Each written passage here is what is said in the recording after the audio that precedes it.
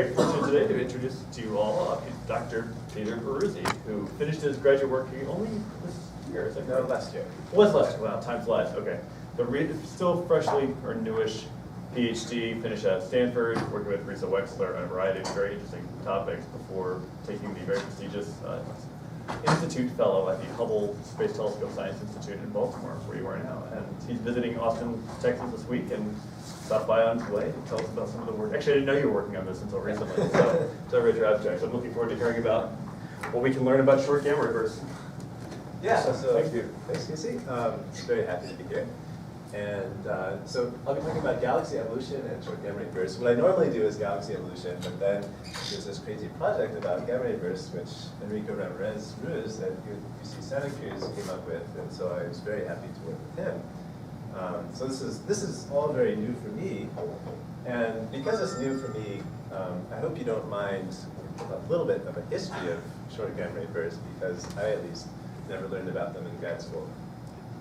So the history of short gamma ray bursts is that in 1963 there is the nuclear test ban treaty, so which basically barred people from testing atomic bombs on the surface of the Earth. And the United States was worried that Russia would violate this, and so they launched these satellites to detect gamma rays, which would be able to detect if any nuclear blast happened. Actually, a funny thing is that they suspected that the Russians would try to detonate these things on the far side of the moon where no one could actually see them, so that's also why they want these things in space.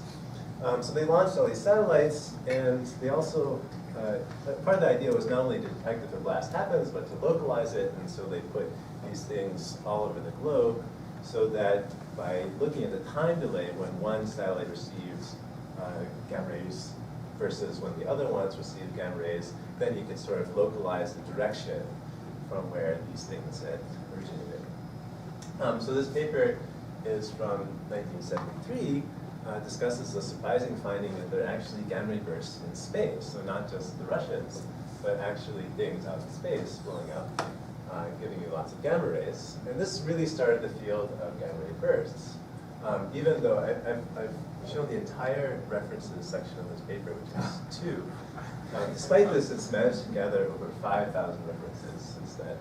Why is Colgate publishing in the Canadian Journal of Physics? I have no idea. Anyway, so that's the very initial history. What have we learned since then? In 1991, the Compton Gamma Ray Observatory was launched, and that gave us really 2 very important pieces of information. One is that gamma ray bursts are isotropic in the sky, which means they're not concentrated along the plane of the Milky Way, but actually are from cosmic origin, so outside the galaxy. And that was really surprising because the luminosity of gamma ray bursts is really high, something like, I want to say, 10 to the 53 ergs or so. And so that led many people to believe that they occurred within the Milky Way, but then this space experiment showed that they actually were not. And then the other interesting thing is that if you look at the distribution of the times that the gamma ray burst lasts, there's a very distinct bimodality. And so there are really 2 obvious classifications of short gamma ray bursts. One are short gamma ray bursts, which I'll be talking about, which have, I guess T90 means 90% of the time that the energy, sorry, the time over which 90% of the energy is emitted happens within 2 seconds or less. Long gamma ray bursts are where it happens over 2 seconds or longer. Okay, so short, Yeah, the cosmological stretch factor, they really are. Yes, of course. Of course. And so there are many issues about that as well. Most of these satellites are sensitive to lower redshifts, and so you don't worry as much about the stretch factor. But for sure, like redshift 6 and 7 gamma ray bursts, usually they're on the long side. Sure. Okay, so let's just do some calculations to see what this means. So a short gamma ray burst happens in 2 seconds or less. Let's ask what are the size of these things. So if you multiply a second by the speed of light, divide by the radius of the sun, you get 0.4. And if you take the shortest short gamma ray burst which has ever happened, which is about 6 milliseconds, multiplied by the speed of light, you get something like 2,000 kilometers. So where these things are being emitted is actually very tiny. And so, certainly less than the radius of the sun. And so unless you believe that dwarf stars are capable of emitting 153 ergs, gamma rays, then you would suspect compact stellar remnants as being the source of these things. So for instance, the most popular theory about what these things are two neutron stars orbiting each other, and as they emit gravitational radiation, their orbit decays. Eventually they collide and release a lot of gamma rays in the merger. Okay, but neutron stars are not the only thing which people have thought up. Of course, it could be neutron stars merging together, or a black hole merging with a neutron star, a black hole white dwarf merger, or neutron star accretion-induced collapse, white dwarf merger. There's a whole zoo of different theories which people have come up with. And no one really knows which of these is correct because it's very hard to see the progenitors, of course, of these short gamma ray bursts because they're so rare that they happen only in galaxies outside our own. Sorry.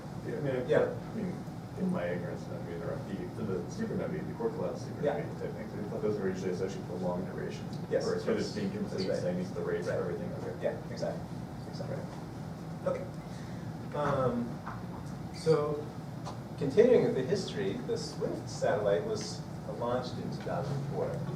And really, what's amazing about the satellite is that they didn't just include a gamma ray detector on the satellite, they also included an X-ray and an optical telescope. And the idea was, as soon as a gamma ray burst was detected, there would be immediate optical and X-ray follow-up. And the nice thing about that is that in gamma rays, you get an error circle of about an arc minute in the sky for where this thing happens. Once you get the X-ray, and especially UV emission, then you can localize it to within about an arc second or so. And that's a huge difference in being able to tell whether this thing, in other words, where in a galaxy this thing is actually happening, because the typical size of the galaxies are not arc minutes, but on the order of arc seconds in the sky. Does it not depend on the direction? Yeah, of course, of course. So, of course, as soon as you can measure exactly where in the galaxy these things are happening, people figured out, well, some of these things are not happening in galaxies at all. And you have, here's some postage stamp examples from Fang et al. 2013 of gamma ray burst error circles in red, or the crosses. And then the nearest probable galaxies, G1 and G2, if they're labeled, where you might expect the host galaxy to be. And as you can see, some of these are just way out in the middle of nowhere with no even remotely probable host galaxy nearby. And so the question is, what the heck are these things doing out in space? Far removed from presumably the sources of star formation, which would give you the compact stellar remnants, which you think would merge together. Okay.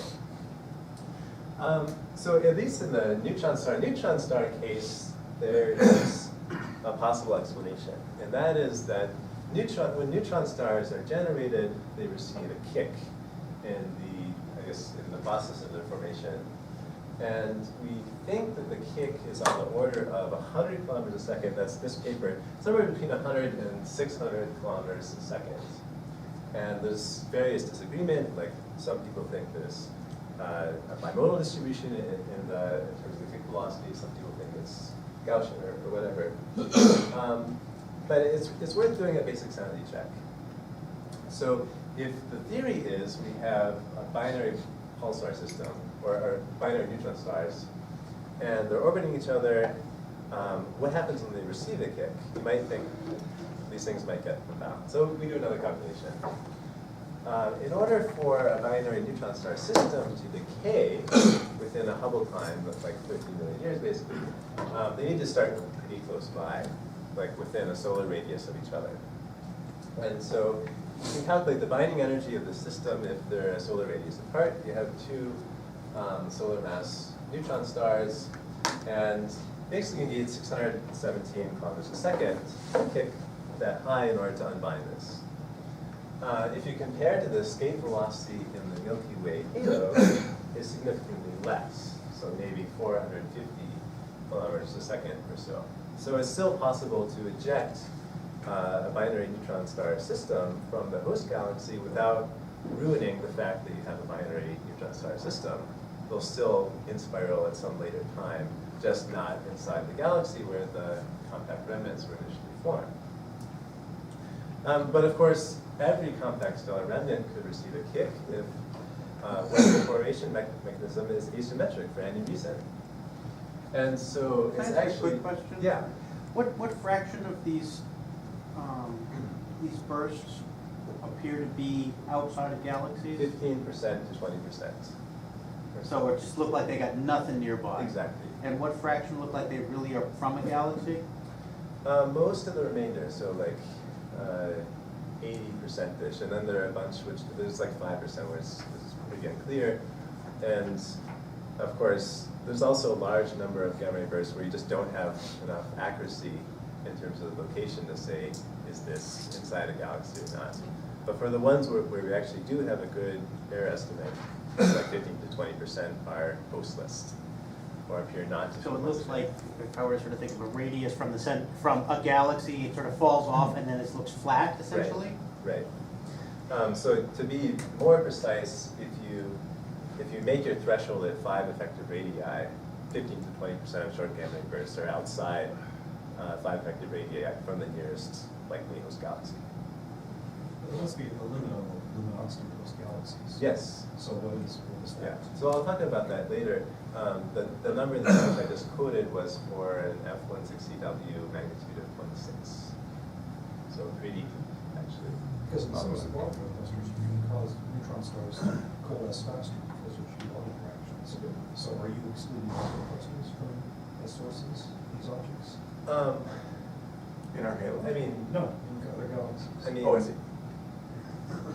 I'm a little bit confused because either the globular clusters in the galaxy, in which case it would show up in the galaxy, or the globular clusters outside the galaxy initially.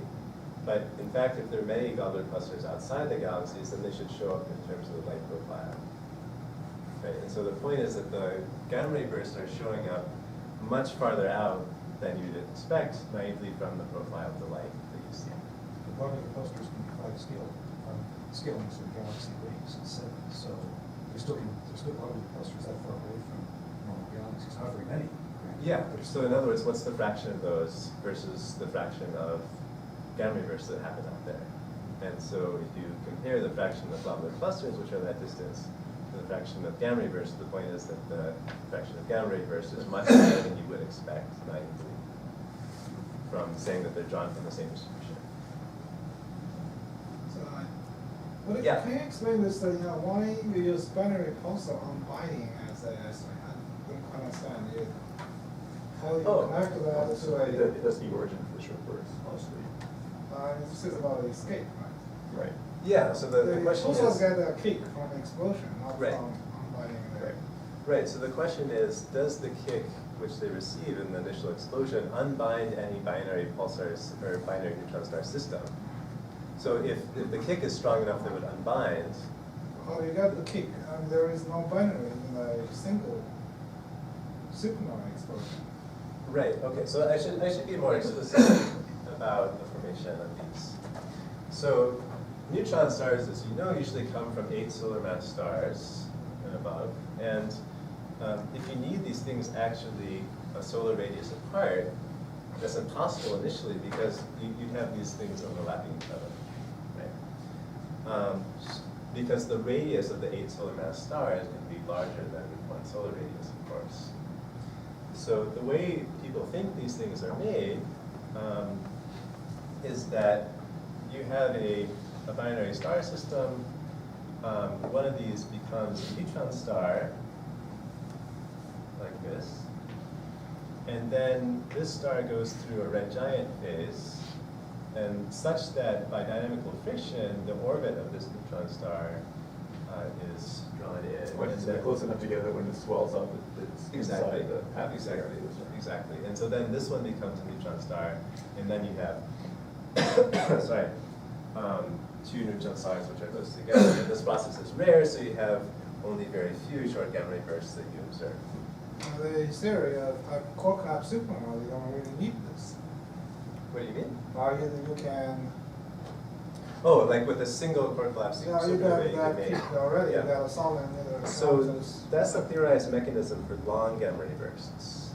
And so one prediction, in fact, if you say that it's mostly core collapse supernovae, is that the locations of the gamma ray burst should track the star formation.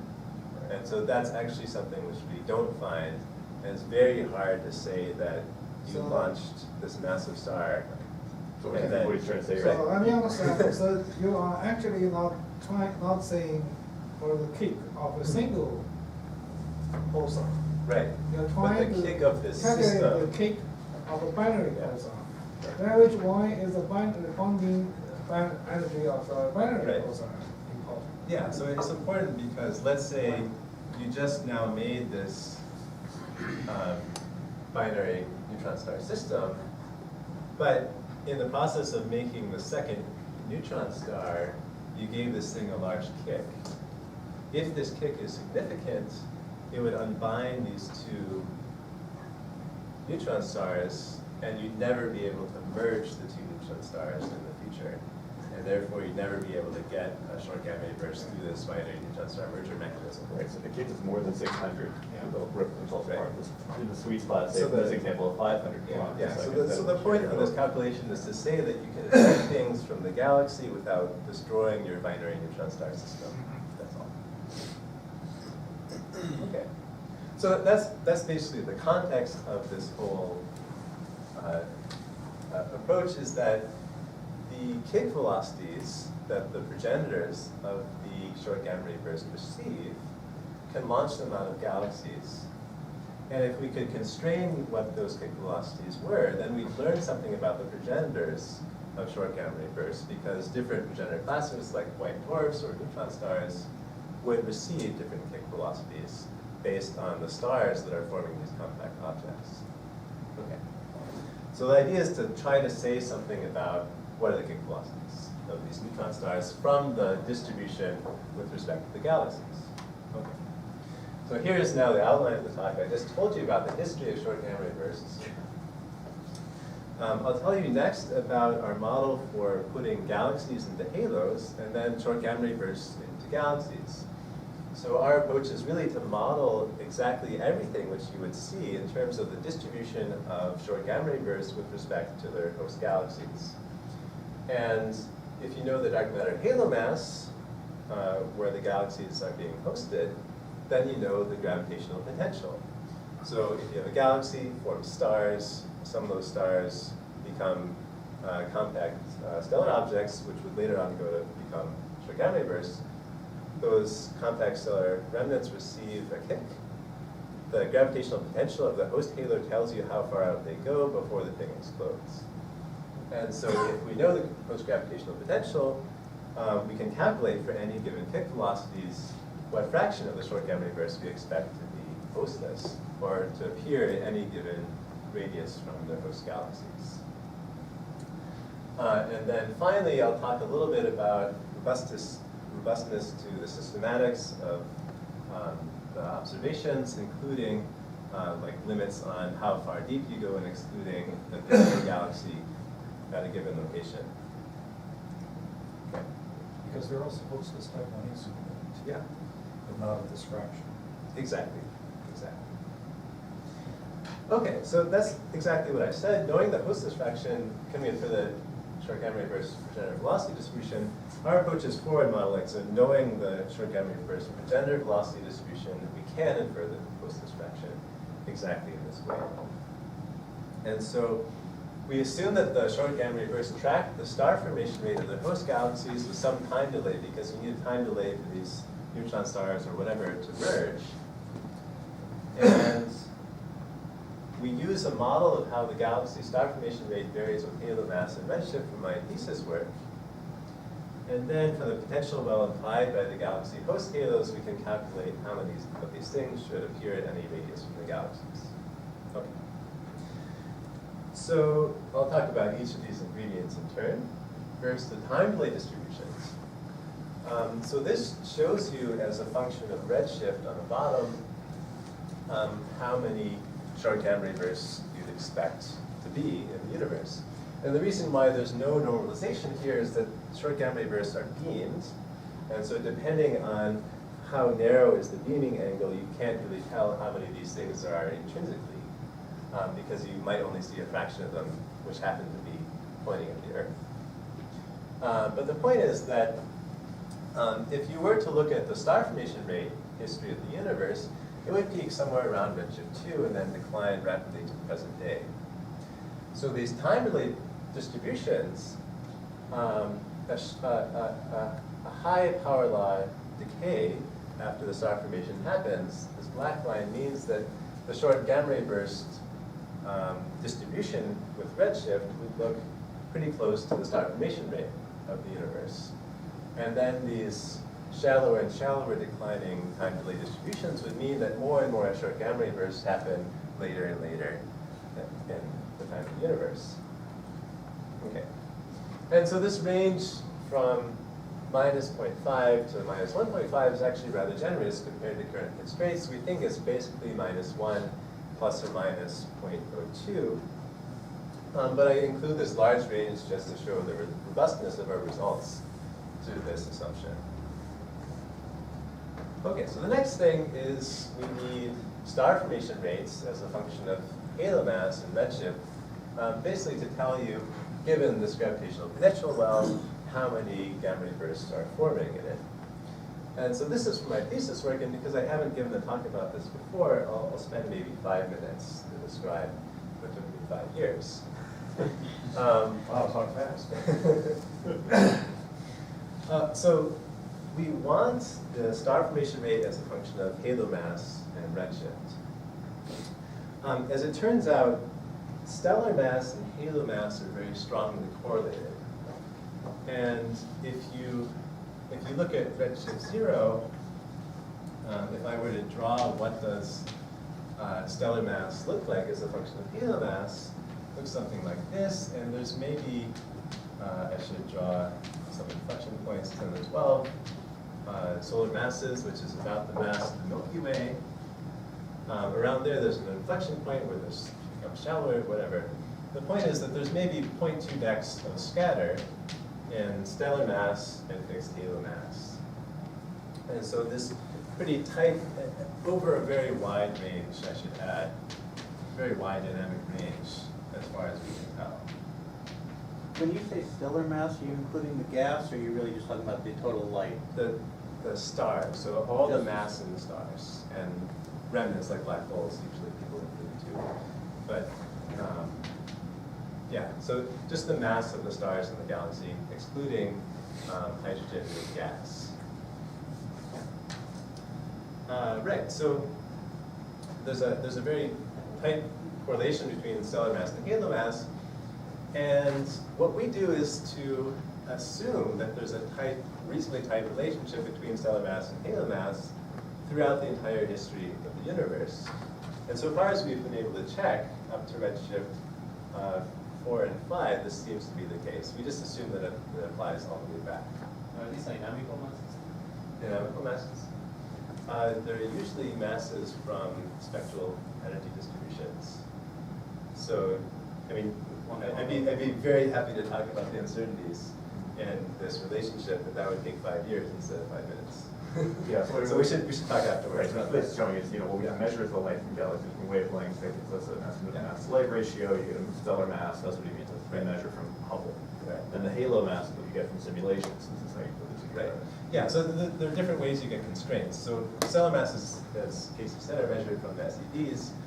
Halo masses can be measured in any different number of ways, from the X-ray masses to lensing masses to estimates from group catalogs. These are all, and from abundance matching, these are all just different mass ranges that I'm circling for these different techniques, which give you constraints at redshift 0 and also some at higher redshifts too. Anyway, so what we do is we make a very flexible parameterization for what the stellar mass-halo mass relationship looks like as a function of time as well as halo mass. And so we allow this relationship to vary very flexibly. In other words, we make a parameter space of how the stellar mass to halo mass relationship can vary with halo mass and redshift. Each point in this parameter space implies a growth history for all the galaxies in the universe. And the way that implication happens is you go to a dark matter simulation. In the simulation, you have halos, of course, growing with time. And these halos are merging together. And so you look at the merger histories of these halos as a function of time. Now, the stellar mass-halo mass redshift relationship means that at every snapshot of the simulation, you can place galaxies into these halos. And from the histories of the halos, in other words, which halo at this redshift becomes which halo at the next redshift, you can match up the galaxies in these halos and say, how much does the galaxy have to grow in this halo in order to actually match the different redshifts? And so as a function of time, then you can say, if the galaxy grew this much, or if these galaxies summed together are this much less than the galaxy at this time, you can calculate the star formation rates. So in other words, this much stellar mass at this time, some more stellar mass at a later time, divide the difference in stellar mass by the time, you basically get a star formation rate. So you can calculate the stellar mass in every halo at every redshift. You can calculate star formation rates in every halo at every redshift.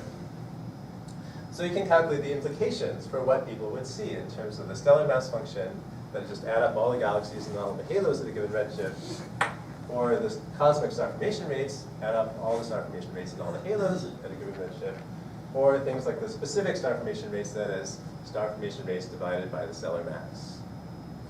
And then you apply a lot of effects to simulate observational biases and uncertainties, which I will leave to later discussion if you want to talk to me about that. And then you compare your guess to observations. And then you iterate. So this is what I've described, yes? Is this making an assumption about stellar formation rate as a function of merger rate? So let me see if I can make your question a little bit more specific. So if I have two galaxies which merge between one redshift and the next, can you ask your question again? So if I have two galaxies that merge, Yeah. I'm going to have a big mushing of the gas and the stars that are in there. Is that going to mess with the star formation? Yes. All right. Yeah, so that will of course change the star formation rate. And we can actually constrain with this technique how many of these stars end up in the central galaxy and how much end up in the intra-halo light through being kicked out in the merging process. And I'm happy to talk to you about that later as well.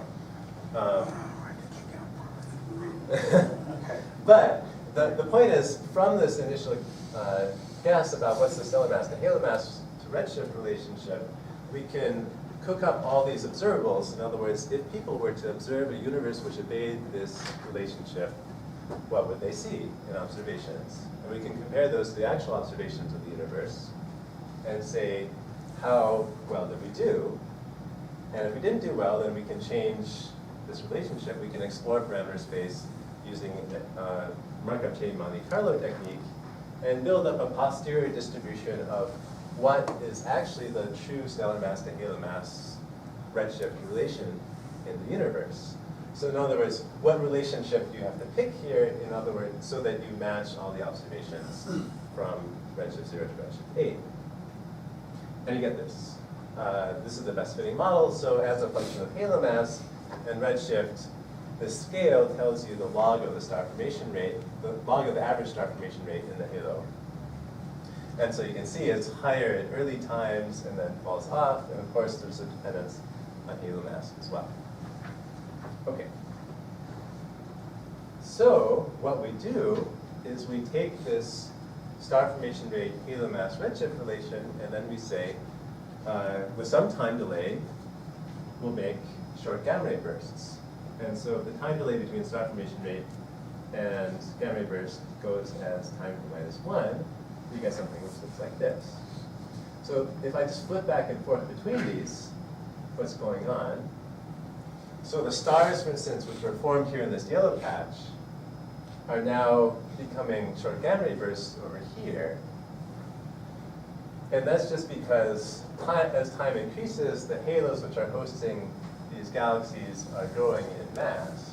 And so the stars which were formed here live in halos at this time, which now become short gamma ray bursts. And so in fact, halos follow trajectories like this with the time. Okay, so basically the longer that this time delay distribution is, then the more short gamma ray bursts which occur at a later time in more massive halos and galaxies. That's the answers. Okay. So I'm going to skip this. Interesting time.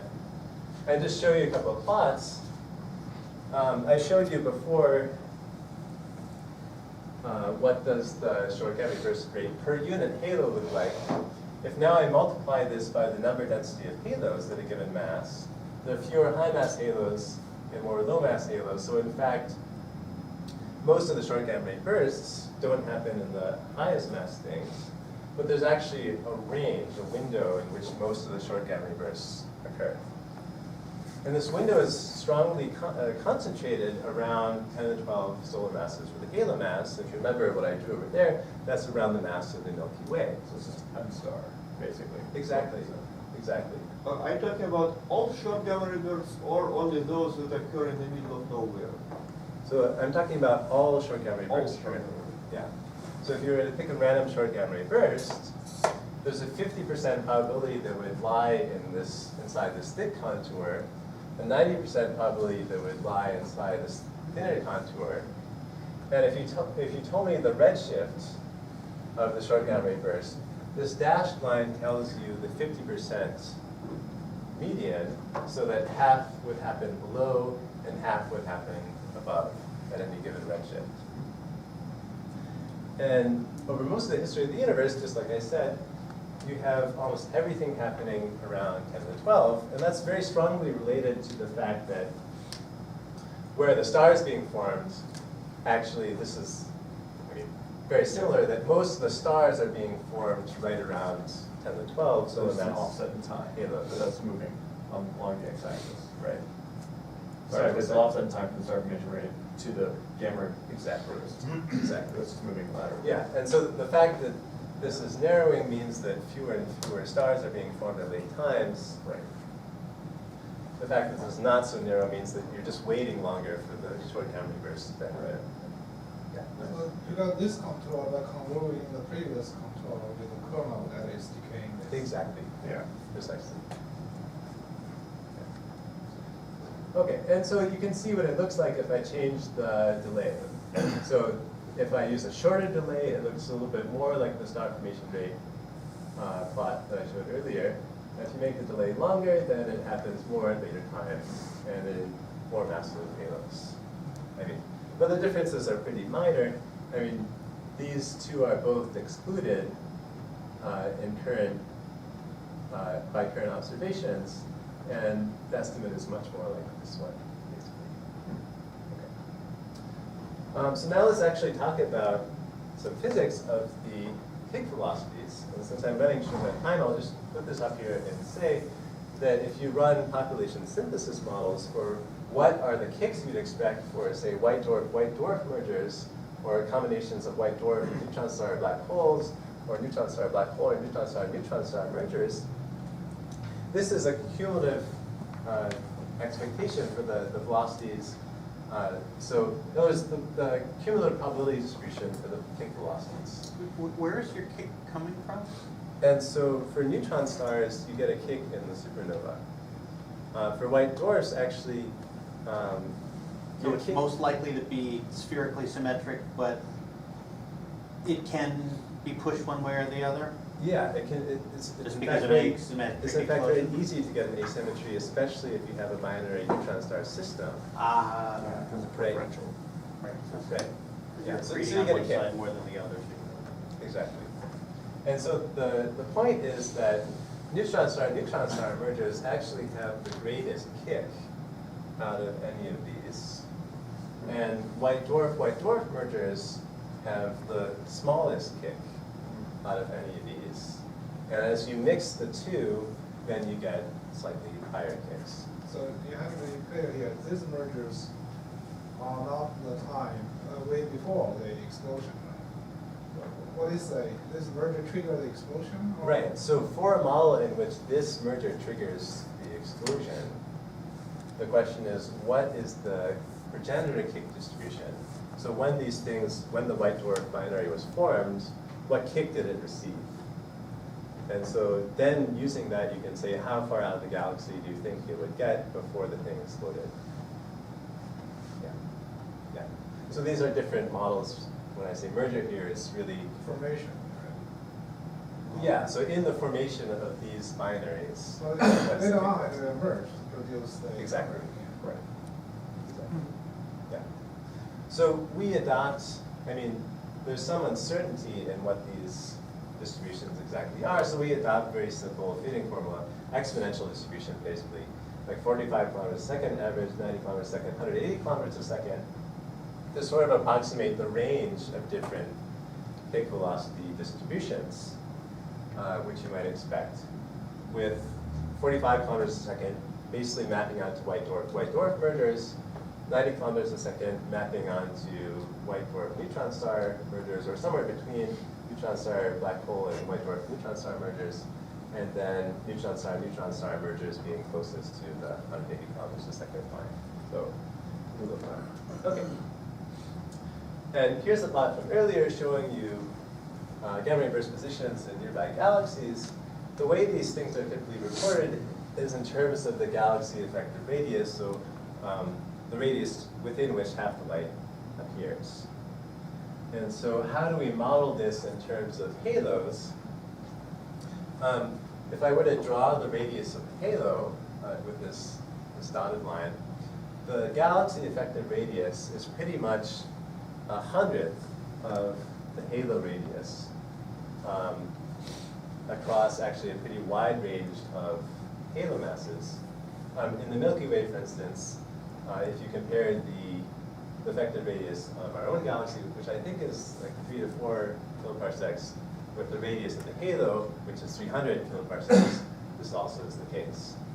And so we just ask how many of the short gamma ray bursts for a given velocity distribution would get to 5 effective radii or 10 or 15 effective radii from the galaxy. And the way we do this is we just ask, what's the potential energy difference between these two radii? So in other words, what fraction of the gamma ray bursts have enough energy even to reach this radius? And so it's effectively, how should I say it?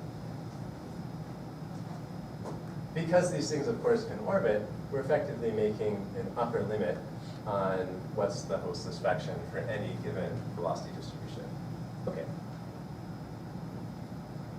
Do you really need to escape the halo in order to explain the data? No.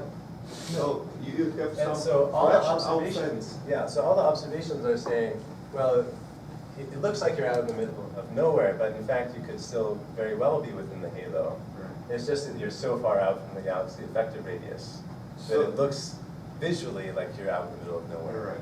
So, but you can still stay in the halo. There are no gamma ray bursts that are occurring really in the middle of nowhere, outside Well, zero. they could. If the galaxy were small enough that the short gamma ray burst could escape the halo, then of course it could. Because, No, but I think the question So he's what- asking is, what does the delta R distribution look like in the center of galaxies? it depends on the mass of the host halo of the galaxy. Right, but I Right, was, because if you're launched out of a 10 to the 10 solar mass halo, then you could very easily escape. I mean, the escape velocity for this halo, I mean, for the Milky Way, it's like 450 kilometers a second. As you go down 2 decades in mass, the escape velocity is much less. but I was thinking maybe even though need any kick, because you could imagine some star formation, I mean, tiny fraction of it occurring while the matter is, visible matter is still falling into the potential well. Yeah. And then it would, you know, form black holes, whatever, the binary systems mergers, and Yeah. things are still out there.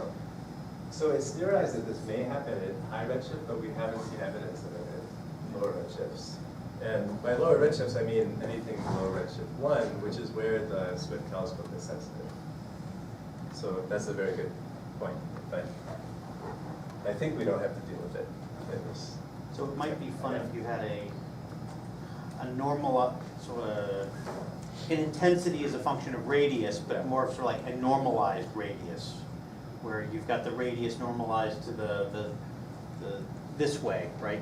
A tenth of the fraction out of the dark matter radius. I mean, so in some sense, it's another way of asking the question: how far are you from the middle of nowhere? Because if you really got a big halo and you're still inside it, you're not in the middle of nowhere. Right. In some sense, I mean, this is sort of the right number. These numbers basically give you the conversion. So if you're at 5 effective radii, you're at 5% of the zero radius. Right. So And if so you, actually if you most- had the R, if your x-axis was the variable radius, it'd be interesting to see what your short gamma ray burst as a function of the variable radius looked like. Yeah. To see how much of those really are Yeah. Yeah, so past 100%. look, right, Well, right, but when he says middle of nowhere, he means away from all the other stars associated with I know, galaxies, but, right? That's but all. this is the question, is it really Yes. outside of a galaxy, or is it just away from the stars? yeah, so it's almost, it will turn out that almost everything is just away from the galaxy and not away from the halo, where most things are happening. Because if you think about it, even 180 kilometers a second is small compared to the velocity you need to get your rays to the Milky Way, 450 kilometers a second. And as I just said, the Milky Way mass is where most of the stars are being formed. And so that's the characteristic escape velocity you should have in mind. So in reality, none of these things are actually escaping the halo most of the time.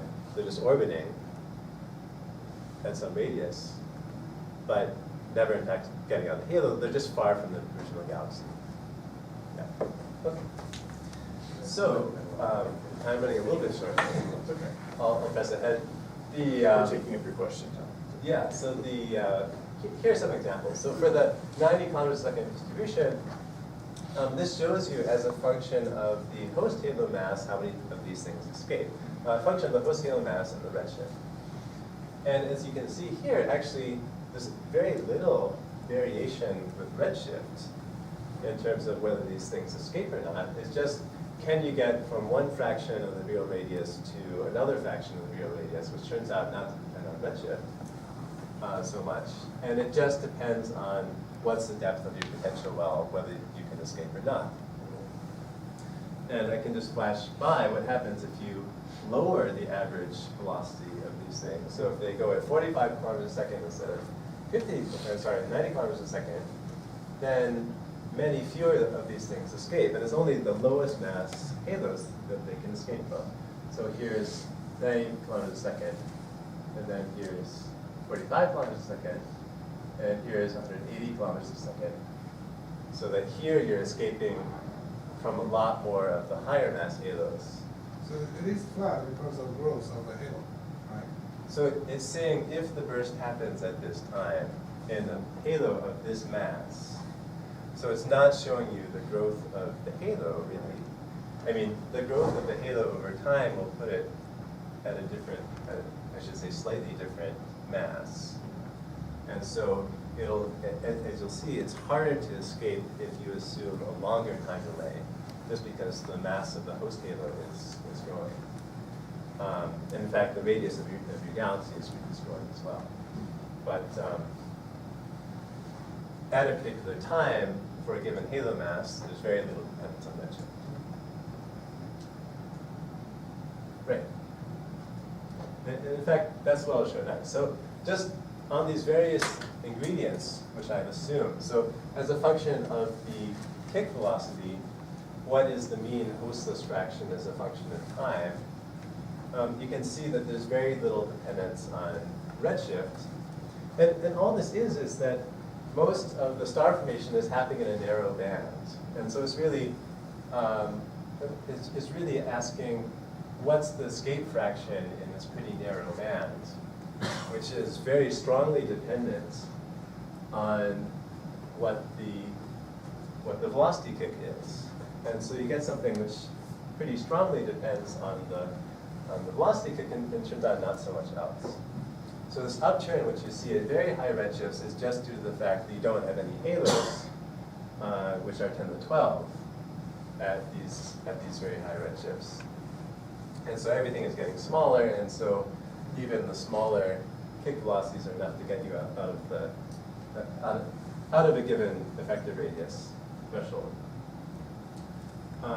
Here I'm showing how it depends on a given threshold. So if your threshold is 5 or 10 or 15 effective radii, how does the hostless fraction depend on that? And of course, as you go to further and further thresholds, fewer and fewer things can escape.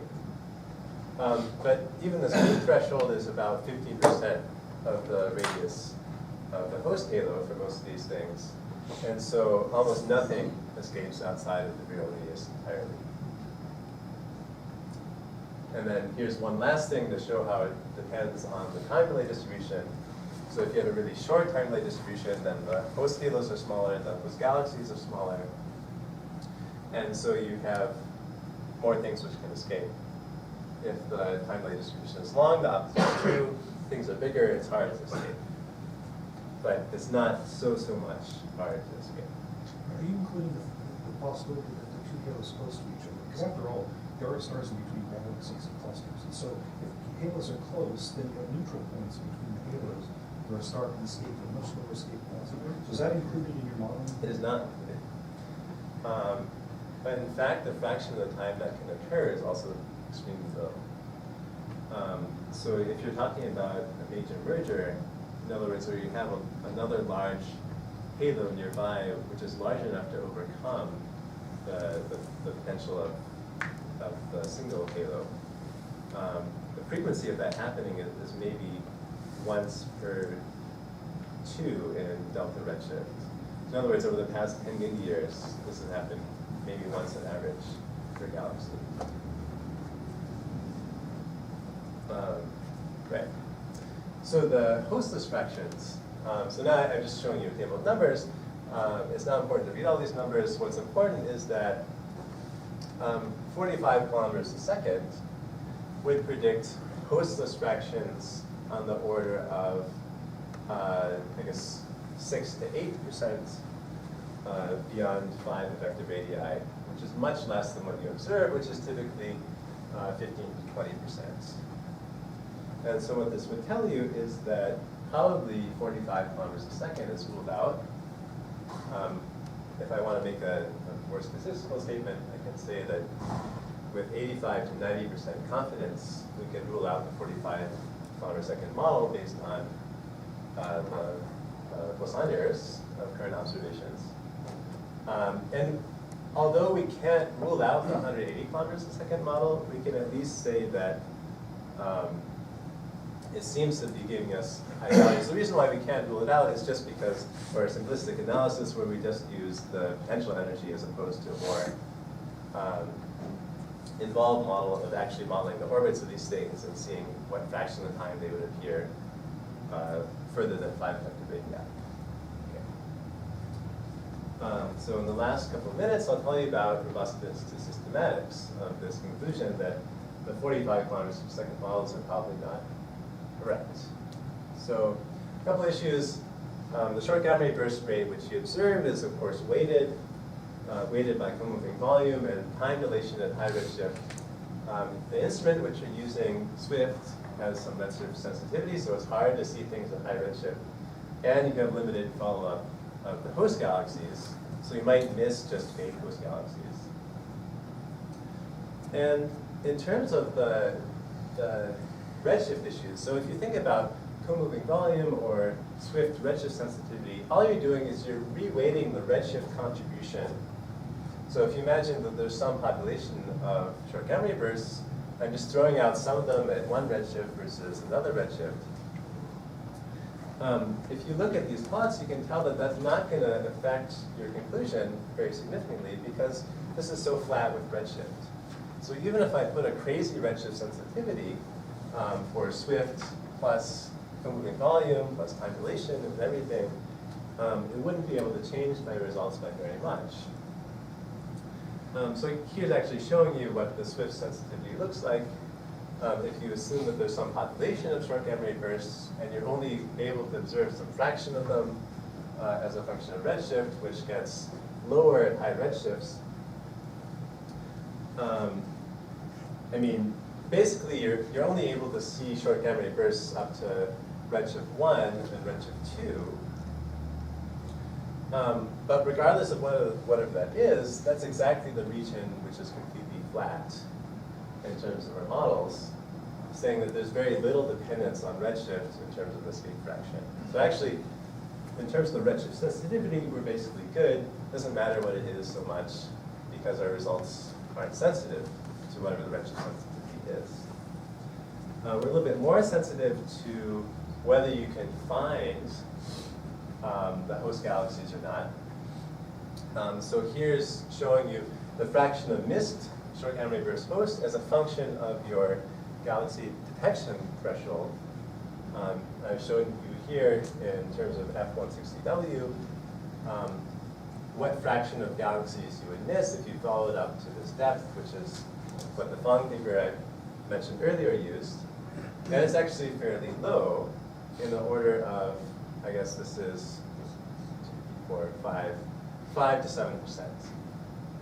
And if you recall, that's actually the same as the expected hostless fraction I showed earlier for the 45 kilometers a second models.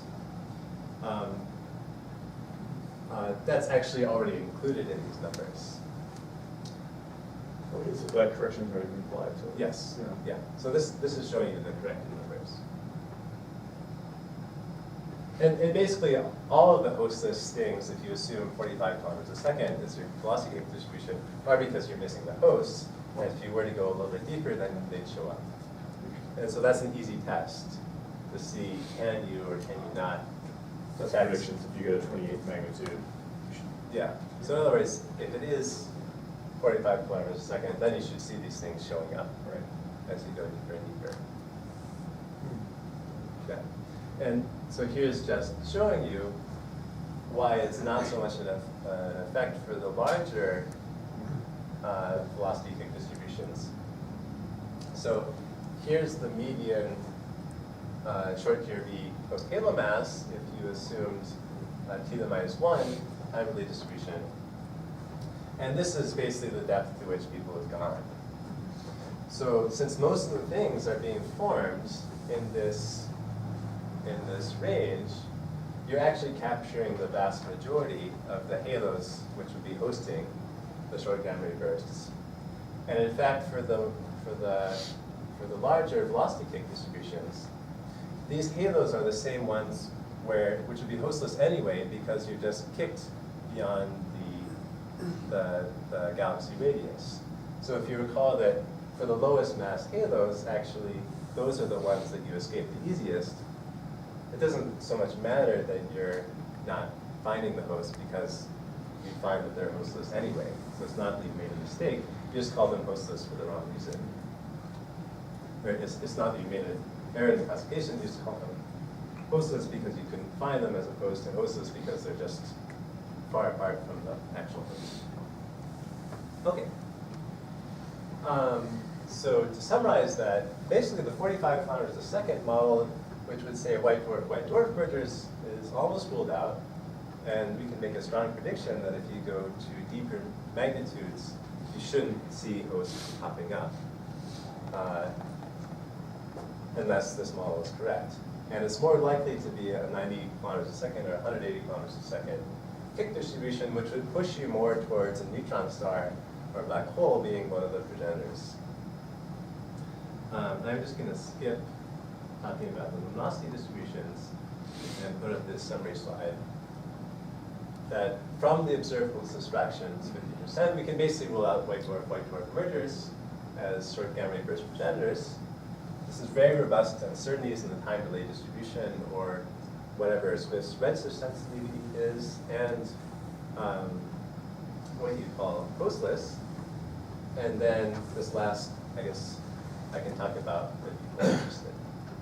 So, thank you. Thanks, Peter.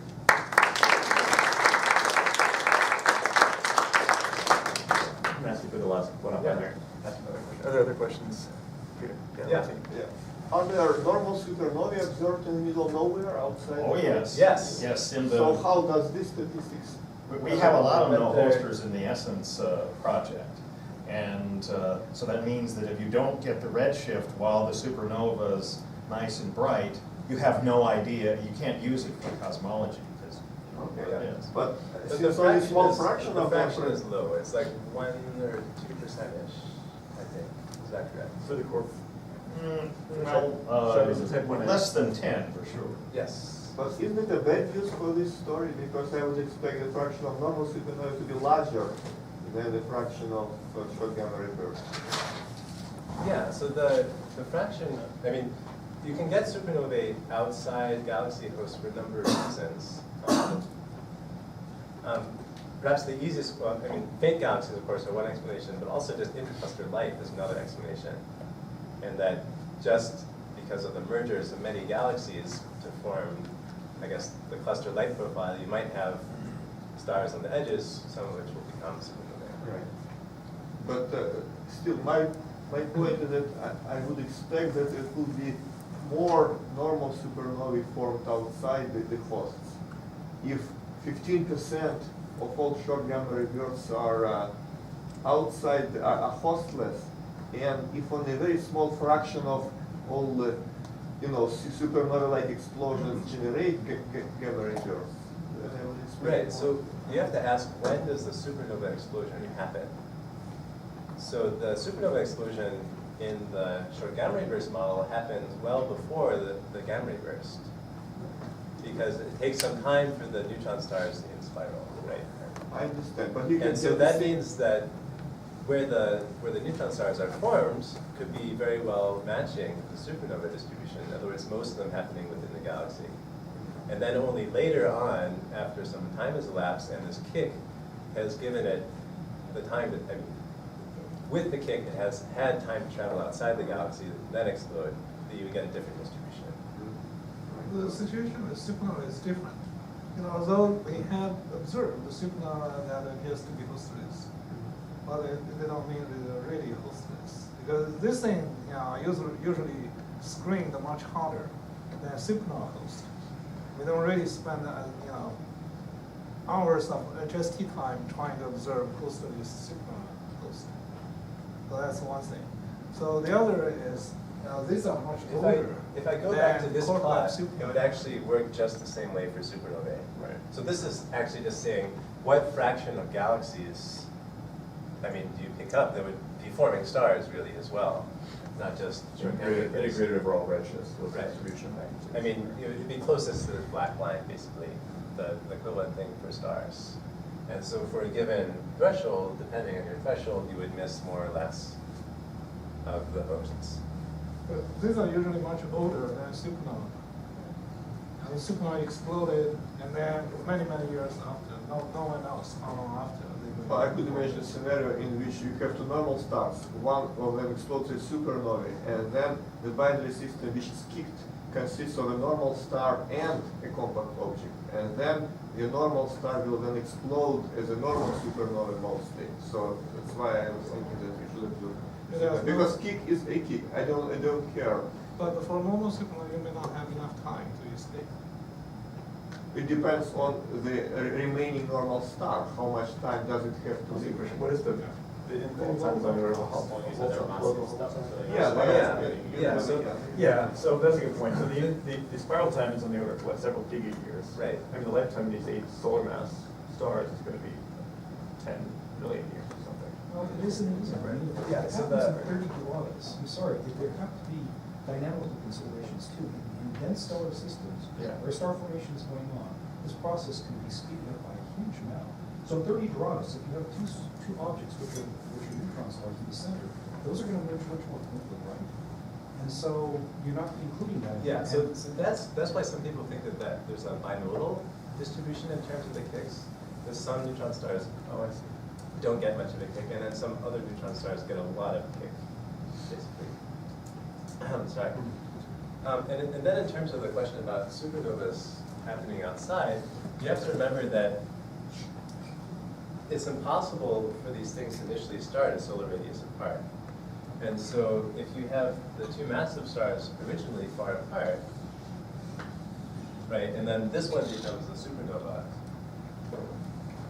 I mean, the only way for the binary system to happen is if the kick is not so much that it sends this thing out, if they initially start pretty far apart, but sends it into an orbit such that it's close, right? And then can be by dynamical friction in the orbit can decay. This is for the So there's gamma a- ray burst, yes. Right, so there's a bias against having a system of a very large star and a neutron star close in that's kicked at a very high velocity, such that you wouldn't expect to see later on this thing explode and be hostless.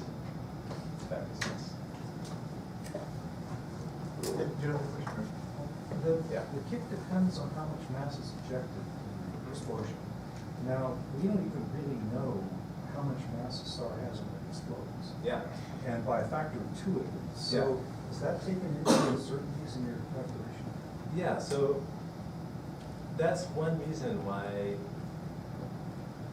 I guess when I showed this plot, there really is easily a factor of, I mean, if there's a factor of 2 in the mass, there's a square root of 2 in the velocity kick distribution. And so that's why we tried to separate these by at least a factor of 2 instead of a factor of the square root of 2, for instance. But yeah, if point doors were a little bit higher, then maybe they could be, they certainly could be less excluded than 85%.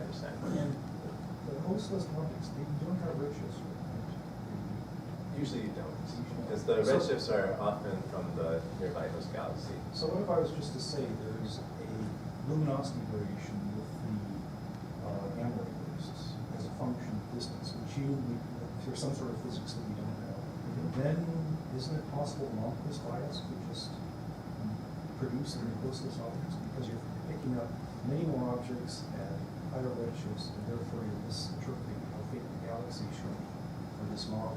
Because that's the problem we have even in type 1a supernova. The Monquist bias can come back and get us. Yeah, right. So, this one. So basically what you're saying is that if more things happen here, we're effectively not going as deep. And so more things would show up as hostless. And you're absolutely correct. That could be the case. I mean, we are going pretty deep, or the following paper does go pretty deep in comparison to where most of these are happening, but you might expect maybe 10% of things to be hostless because of this.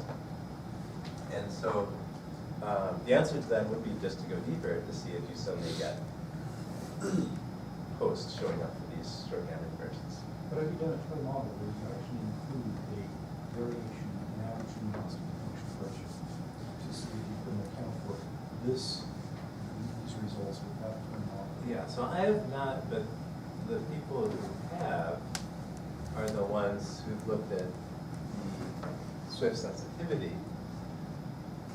And what they see is consistent, at least with Swift. I mean, in other words, based on the Swift trigger mechanisms, what they see is consistent with no luminosity evolution with redshift. That scares me.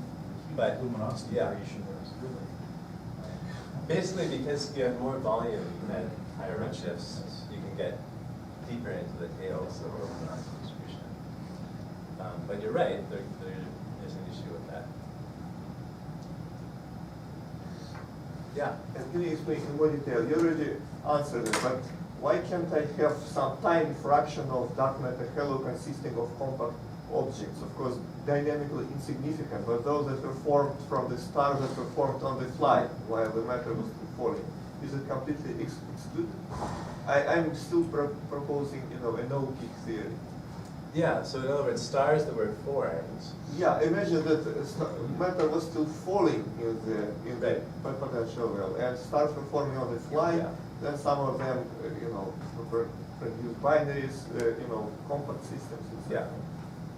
So The thing is, we would see a lot of not short gamma ray bursts outside of galaxies if this were the case. Right? Because short gamma ray bursts are an extremely tiny fraction of the stars which are formed going to short gamma ray bursts. Newly So- formed stars are really bright too. So if you have these little knots of star formation, we would see evidence of those even in these deep HST images. They're so bright, they're easy to see. But you would see the progenitors in one way or the other, either as a star forming knot. So for or sure, a at secret- redshifts less than 1, where most of the, where we're sensitive to the short gamma ray so bursts. there's no such thing. Right. Yeah, Hubble's very sensitive, would be very sensitive. So it's not that there's no such thing, but it must be tiny in comparison to the rest of the stars, which we'll come later on. Yeah. So, I'll ask what your third point is. yeah. I'm curious, I was trying to picture it in my head, and I couldn't come up with an answer. Yeah, You could say so- redshift is actually better discriminated, the redshift distribution is better discriminated to the host properties. Yeah. Oh yeah, sorry, so- that's what you have flux. So if you look at the host property, so this is showing you basically the stellar mass function. Probability density is a function of stellar mass of a given galaxy hosting a short Gamma burst as a function of your time delay distribution. So for a short time delay distribution, you have smaller galaxies. For a long time delay distribution, you have larger galaxies. Okay. But as I said earlier, this is really larger than the range, which is constrained already from the redshift distributions. It's more like -1 plus or minus 0.2. And so you get a small variation around this peak, actually. So unless you're very sensitive and have a lot of statistics, which we don't have, then you couldn't tell from just the host properties anymore. I see. Then In we other words, already these know. curves. Yeah. And the picture is even worse for the velocity kick distribution, is that you have a very small. In other words, the effective mass function for the progenitors Yeah. look about the same, for small numbers of events. Right. But the difference in terms, if you look at the ratio, say, between low redshift and redshift 1, in terms of the rate per co-moving volume, then it's much more sensitive with. If you just those assume there's statistics. the distribution between redshift 0 and 1. Exactly. Okay. And that's where that point comes from. So given more statistics, that might change, but you're actually saying that seems to be the Yeah. way. I mean, if you had a lot of statistics, and actually we can do this for supernovae, because Yeah. we have maybe, say, on the order of thousands of supernovae, then this is an independent check of, Right. is there a bias in which galaxies host supernovae? Right, okay. Because the redshift distribution gives you one time delay. Looking at the host distributions at a fixed redshift gives you a different time delay. And if there's a bias, like more things happen in low mass galaxies, for instance, then that would be apparent. Okay. Peter's here all day today and tomorrow. I know lots of us have time scheduled with him, so, but if you would like to get on schedule, please let me know and we'll squeeze you in at some point. Let's thank Peter again.